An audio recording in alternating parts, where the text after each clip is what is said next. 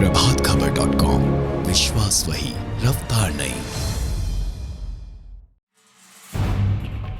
तमाम आश्वासनों के बाद झारखंड के सबसे बड़े अस्पताल रिम्स की व्यवस्था में खास सुधार नहीं हो रहा है।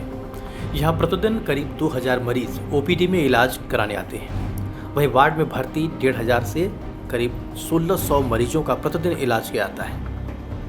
हर दिन बेहतर और गुणवत्तापूर्ण इलाज की उम्मीद के साथ मरीज और उनके परिजन आते हैं, लेकिन बेहतर व्यवस्था नहीं होने के कारण उन्हें काफ़ी परेशानी होती है। यहाँ तक कि मरीज फर्श पर इलाज कराने को मजबूर हैं। बरसात में भीगकर और गर्मी में तपिश के बीच इलाज कराना पड़ता है। इसका कारण है कि इन मरीज और उनके परिजनों के पास सरकारी अस्पताल के रूप में दूसरा अन्य विकल्प भी नहीं है। हालांकि राजधानी रांची में ही 500 बेड का सबसे बड़ा सदर अस्पताल है, लेकिन इसका उपयोग नहीं हो पा रहा है। सदर अस्पताल को संचालित करने और बेहतर चिकित्सा सुविधा मुहैया कराने के नाम पर सिर्फ आश्वासन ही मिलता है। रिम्स में करीब 150 से 200 मरीजों को फर्श पर इलाज कराना पड़ता है। सबसे बड़ी समस्या न्यूरो सर्जरी और हड्डी विभाग में है।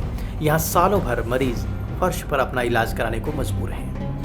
न्यूरो सर्जरी वार्ड की गैलरी में भर्ती मरीजों के लिए राज्य के सबसे बड़े अस्पताल में स्लाइन की बोतल टांगने के लिए स्टैंड तक नहीं है। यहाँ तार के सहारे स्लाइन की बोतलें लगाई जाती हैं, वह भी इसकी पूरी जिम्मेदारी मरीजों पर ही होती है। यहाँ वैसे मरीजों का इलाज होता है जो गंभीर अवस्था में होते हैं। दूसरी तरफ इस अव्यवस्था के सवाल पर रिम्स प्रबंधन की दलील यही रहती है कि उनके पास बेड की क्षमता से ज़्यादा मरीज भर्ती होते हैं, इसलिए सबको बेड मुहैया कराना मुश्किल है।